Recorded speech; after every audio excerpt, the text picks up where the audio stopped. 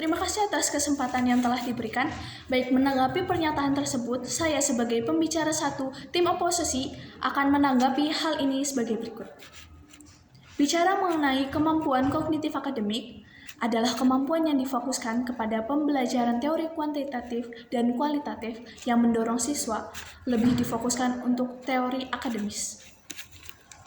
Tidak dapat dipungkiri bahwa kemampuan kognitif akademik tetap menjadi hal penting bagi setiap individu di dalam masyarakat kita. Melihat data yang ada, bahwa Indonesia masih dikategorikan memiliki masyarakat dengan rata-rata nilai IQ rendah, tidak menutup kemungkinan bahwa kita dan kemampuan kognitif akademik masih sangat diperlukan. Melihat negara maju yang lain seperti negara Cina, Korea Selatan, tentunya di mana mereka masih mengunggulkan pendidikan kognitif akademik, dan dengan cara seperti itu sangat efektif bagi mereka untuk membuat sumber daya manusia yang berkualitas, dan oleh sebab itu kami menolak mosi pada siang hari ini. Jika kita bicara mengenai pekerjaan yang ada di dalam masyarakat pun, kemampuan kognitif masih sangat diperlukan. Secara tidak bisa sembarang kita menyelesaikan masalah hanya dengan bekerja sama tanpa teori atau landasan yang jelas. Maka untuk itu, tim kami menolak dengan tegas mosi pada hari ini. Alasan yang pertama adalah, para siswa disiapkan untuk membekali dirinya untuk masa depan mereka. Melihat peluang pekerjaan beberapa tahun yang akan datang, kemampuan kognitif akademik lebih banyak diperlukan. Sehingga ini menjadi acuan mengapa pendidikan kognitif akademik masih menjadi hal yang sangat diprioritaskan bagi kita. Pada akhirnya, siswa memang akan mengaktualisasikan dirinya untuk mencari pekerjaan yang relevan bagi diri mereka. Pada kenyataannya di lapangan, orang-orang yang memiliki kemampuan kognitif akademik justru lebih diuntungkan. Banyak pihak yang akan mencari individu ini karena kemampuan mereka. Jadi, pendidikan yang mengutamakan kemampuan kognitif akademik lebih diunggulkan daripada pendidikan yang berfokus pada keterampilan dan praktik sosial. Alasan selanjutnya adalah persaingan akan tes untuk melanjutkan ke perguruan tinggi makin ketat. Hal ini menjadi alasan bagi siswa untuk lebih mempersiapkan dirinya dalam pendidikan kognitif akademik yang mengedepankan teori data, kuantitatif, dan kualitatif.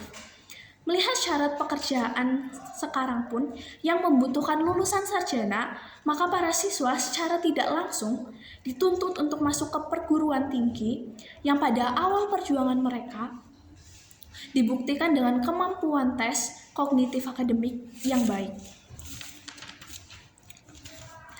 Alasan yang selanjutnya adalah individu mana yang tidak mau mendapat penghasilan tinggi. Penghasilan tinggi itu pun membutuhkan kualifikasi seseorang individu yang layak untuk mendapatkannya. Bagaimana seseorang itu layak untuk mendapatkan penghasilan tinggi itu? Maka banyak pihak yang sedari awal dan sedari kecil membekali hidup mereka dan menyiapkan dirinya untuk hal ini dalam kemampuan kognitif akademiknya, sehingga mereka lebih banyak mengutamakan kemampuan kognitif akademik karena hal itu lebih menguntungkan mereka. Di samping itu juga, Indonesia masih menjadi negara konsumsi. Artinya, kita masih kebergantungan pada produk-produk yang dihasilkan atau diproduksi oleh negara-negara luar negeri. Hal ini merupakan dampak negatif karena kita tidak mempunyai sumber daya manusia yang memadai dan kompatibel dalam membuat hal-hal tersebut. Bagaimana sumber daya kita dapat memadai? Kita fokuskan dalam kemampuan kognitif akademiknya.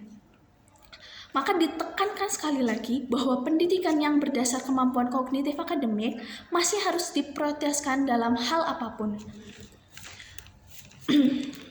Pada akhirnya, kami menolak mosi Dewan ini.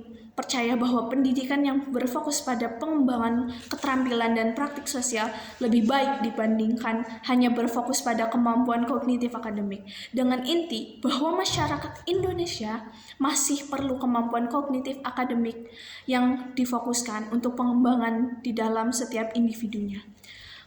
Melihat peluang pekerjaan masa depan, kemampuan kognitif akademik sangat diperlukan, dan persaingan-persaingan di masa depan dapat diatasi jika kita unggul di dalam sumber daya manusia yang menekankan kemampuan kognitif akademiknya. Sekian pendapat dari saya.